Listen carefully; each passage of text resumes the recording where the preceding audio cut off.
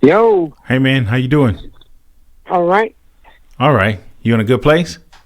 Yeah, Okay, that's what's up. So let's get right into it. Maybe we can save some time today and get a whole lot more out of talking instead of just warming up to each other. I'm sure you've been good. We kind of been talking off record for a little bit, but I'm coming at you with something totally different today. We can get into something else if you want. But you remember, the video I sent you about stay focused, right? yeah, There's a kind of sort of subliminal message in there. There's several, but the one message in that there's a part in the presentation where there's a bride that's walking down the aisle, and yeah, I use that to send a message that for most women, that moment is the greatest day of their lives, and it is the day that they prepare for all of their lives. It's definitely a day that their mother, wants to see, father definitely hopes to see, and the day that they prepare for. It's the day that she gets the most single attention. Would you at least agree with that? yeah, When she stands at that door before it opens and the music starts to play and she starts heading down the aisle for that moment, everyone stands up, and she's been in prep for a few days. She's had a bachelorette party like the night, a couple of days before. All of her friends and family are there, and there she is coming down the aisle. That is definitely the message in that, and I'll talk about that video on another day because I want to feature that specially. I premiered it, on tonight's broadcast, but someone asked me about that subliminal message that I was sending in that particular demonstration, and as I was explaining, that being the biggest day for a woman and the biggest moment for a woman, the person asked me, well, what would be compatible for a man, in that same sense? What would that be equivalent to for a man? And I had my answer, but I want you to think about it yourself, and I want to discuss your answer before I give my answer. So based on you knowing what it means to a woman who is a bride on her wedding day, what is equivalent for a man?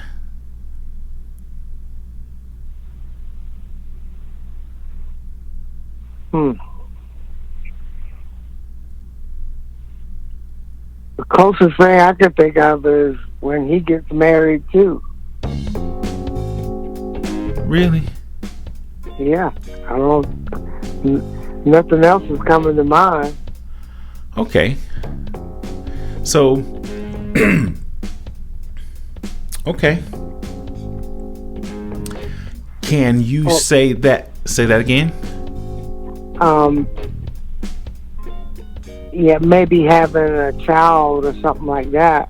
Well, maybe that's what I need to do. I want to give you a few minutes, and I want you to think about it, because you said nothing comes to mind, and I don't want you to think about this with a process of elimination. It is definitely a big thing because, as a man, we can't imagine how women feels directly. Indirectly, we can kind of sort of speculate, but we don't know.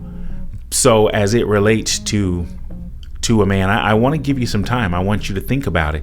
And I guess the easiest way would be to think about how it would apply for yourself. And this is a yes or no question. If and when you got married, was that the biggest moment of your life? Yes or no? Yeah. Wow. Okay, well then you don't have to think about it, because if it's the biggest day for you, then I'll leave it right there. And I appreciate you being, truthful. Have you thought of anything else since you've been thinking, or is that your last and final answer? What? The only thing else that's been in that type of deal for me, I think, is having children. Mm-hmm. And getting married, that was something different for me, and I don't know if anything else is compared to that. I'm thinking, no. Okay. Yeah. Okay, well, it's going to be tough to come from that, because I guess maybe that should be for all men, and then maybe it's not for all women. That's why I don't use all, and that's why I clearly said most, and I'm just going to go on record saying I don't think that is the biggest moment for most men. But I'll tell you what I think it is, and I'll tell you the reason I did it was because of what I know about most men that I know, that I've had the opportunity to interact with, to chat with, like you and me. And then after I give you my perspective, I want you to tell me if it changes at all. You have to promise. Okay. You have to promise to be honest. Yeah, of course. Okay, because there's no wrong here. I thought about it, and I was put on the spot just like you.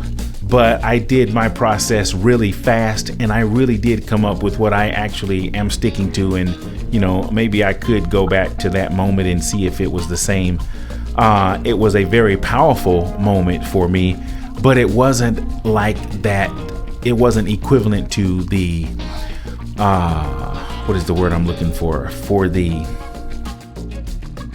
That goes through, a mind, body, and soul. So I'll tell you, for me, it has been and still will be the days that I have looked in the mirror on particular days that I have overcome some massive obstacles. And when we can stand in a mirror of our lives and know that we are self-sufficient, we can care for ourselves, our family, our loved ones, and know that at least we are being productive in that.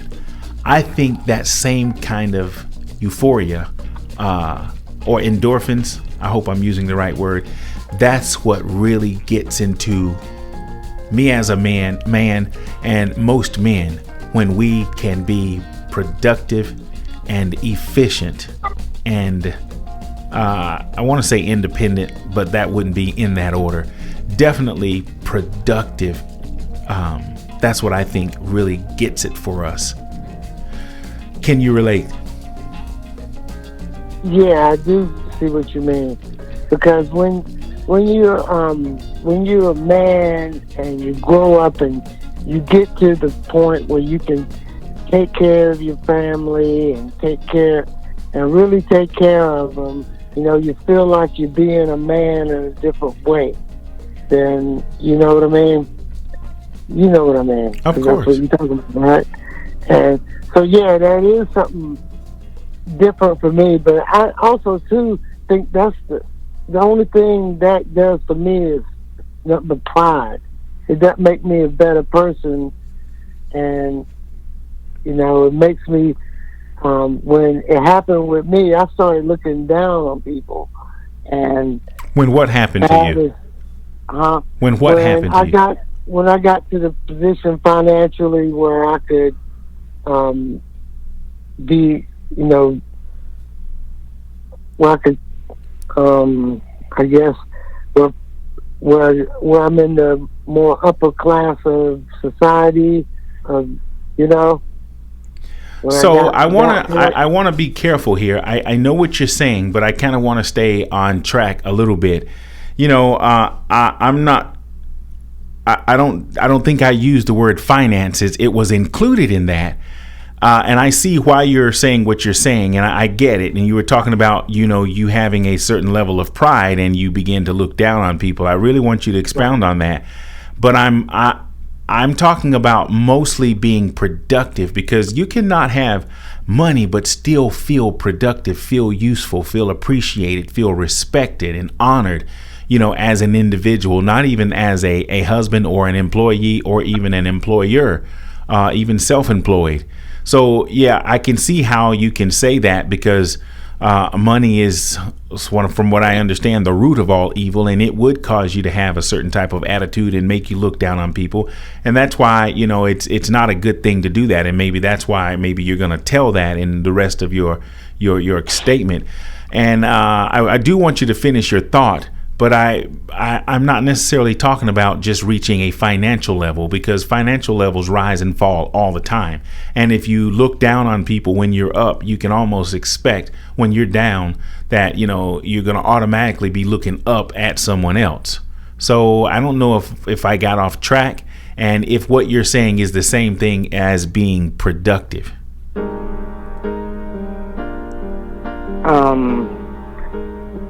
Productive. What do you mean by productive? Being efficient. When I say productive, what I mean is sufficient. When a man can serve other people, when he's being productive in, being wanted, needed, cared for, loved, respected, honored, and cherished. Because people, I guess, can have money and be financially fit and then not have those things. When I say productive, I'm talking about those areas of being efficient, effective, for I guess his own, or I'm going to say my own expectations, because I've had, kind of roller coaster with that way financially and as well as from a efficient perspective. But looking in the mirror, for that time that I have that feeling, it's equivalent to what I would imagine a bride would feel on her wedding day as a man to me. So did I answer your question in terms of productive as it relates to the difference in just financially? Yeah, I do think I get it. The difference for me is that I think that me being in that position is more of a product of luck than something that I did. And when, I had to get knocked down to get to that position, because when I, like you said, looked in the mirror and getting all this approval, being productive, doing this, doing that, doing this and doing that. And that didn't do it for me. I didn't feel like that. Okay. So have you ever felt, or do you feel now, or do you look forward to the day where you can look into the mirror of your soul and see that you are efficient, productive, effective, respected, honored, cherished, loved, appreciated, and productive?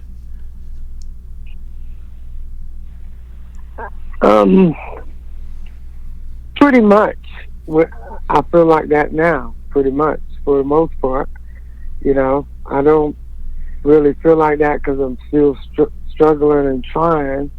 But, yeah, I definitely feel like that. I got to live, with myself. Mm-hmm. And myself is saying, I'm doing what, I'm living up to my own standards. Okay, so in a nutshell, when you look into the mirror, the physical mirror in the bathroom or behind the wall or whatnot, and the mirror of your soul, would you say you are 100% and completely satisfied with what you see and feel? Not 100, no. Okay. What percentage, just for the record? I'd say 75. Okay, that's a good number. Okay, I want to get off that subject and move on to something else. I'm hoping to have another guest, and we're going to talk about the same thing. I don't know if you want to say anything more about that. I think I made somewhat of a point based on, my perspective, my speculation. I'm just, I'm glad you were able to share that with me. And then even for me to see the difference in being financially stable at one point, as opposed to just being generally productive and efficient. So thank you. Unless you have something else to say, I want to use the rest of the time to go on to something different slightly. Nope, go ahead. Okay. I think I want to take this time to, I guess, make a point about where I stand as it relates to my live streams. My commercials and my promo, when they come on, they talk about, my live stream being talk about talking, listening, hearing, paying attention, analyzing what you hear, what you see, discovering new information. And once you get that information, then being okay in how you respond to what it is you discover after a complete and thorough investigation. It's something that I've experienced even from childhood, wanting and feeling like I needed closure on a full understanding of things that I encountered. So I don't find it to be a mistake that even as an adult, I'm finding to seek, a type of, approval or maybe even acceptance in some ways, from interactions, particularly with other people. But what I want to do is I want to talk about, the ways of reaching that. And I want your input on it. I have something that I go by called universal principles, points of reference, and law. Do you need me to explain those before I go on? Can you understand when I say I run everything through the filters of universal principles, points of reference, and law? Do you understand that? Yeah. Okay.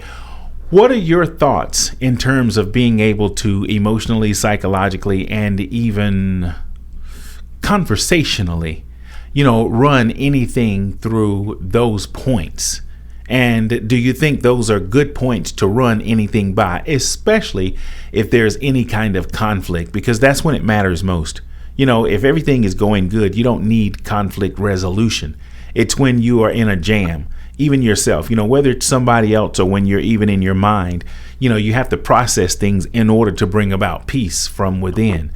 So I want your thoughts on those filters as a suggestion of how to reach resolution in conflict situations. Well, I will have to have an example and see how the filters work, and then otherwise I just can only speak on what I'm imagining it to be. I get that. That's a good answer, and I appreciate it. So maybe we can break it down a little bit. Universal principles. Let me just give my understanding and definition of what I perceive that to be. That is a circumstance or situation, and you can pick anyone, of something that is set, has been set, and will likely be set, throughout our generation, through our lifetime. It's a universal principle. Nobody can change it. Nobody created it. For example, here's your example of a universal principle. Winter, summer, spring, or fall. They've been coming behind each other for as long as I know. I can't switch spring for fall. I've got to wait till after spring and then go through the summer to get to the fall. And right. States or regions that have, 4 seasons, they are well aware of that. So I don't care what they do. I don't care if they plan a picnic in January up in Niagara Falls. It's probably going to be cold. More than likely. So that's what I mean by a universal principle. A point of reference. Do you understand that? You get that? And I'm not asking you, do you understand, as if you can't reason. I just want to make sure that you understand. Yeah. That is, then when you ask for an example, that's the filter that I'm talking about. So moving on from a universal principle, it's set, it's grounded. Nobody can really do anything about it. Okay? A point of reference would be something that has been established amongst society. In South Florida, where I live, we call it I forgot what it's called, a South Florida tuxedo or something. It's like, our dress codes are different. For us to put on a pair of shorts and some flip-flops and just be walking around, or something really light, it's acceptable. But, if you're up north somewhere and you're not wearing pantyhose, for women who knows what I'm talking about, it may be inappropriate. There's certain things that have been established in certain communities, in certain neighborhoods, in certain families, in certain regions, that has just been established as a point of reference. It's just what is a reasonable expectation, not necessarily a universal principle, but a reasonable expectation of what you can expect if you do this, that, or the other. Yeah. So you follow me? And a law. You got me on that? You have any questions? Because I really want to give you these examples. It's just, a reasonable expectation of what's already been established as considered, a reasonable expectation. And thirdly, would be the law. The law is something that has been set, that whether it's a universal principle or not, whether it's a point of reference or not, it is the law. And of course, we all have to abide by certain laws based on where we are. So running every conflict through those filters is how I believe that we can reach resolution when we have conflict. Any questions at all? Because I would like to now know if you think those are good, bad, or ugly filters to run conflict through if you're interacting with somebody. Me and you, we're talking. If we have a problem, we need to talk about what your side is. Is it universal principle? Is it a point of reference? Is it law? And then just try to discuss it from that, perspective. Is it reasonable to use those filters? It seems reasonable, but it seems like if you're gonna, have a, conversation, a debate, or whatever. Conflict. I want to use the word conflict. Conflict. If you have a conflict, you need a point of reference of something you both can agree on.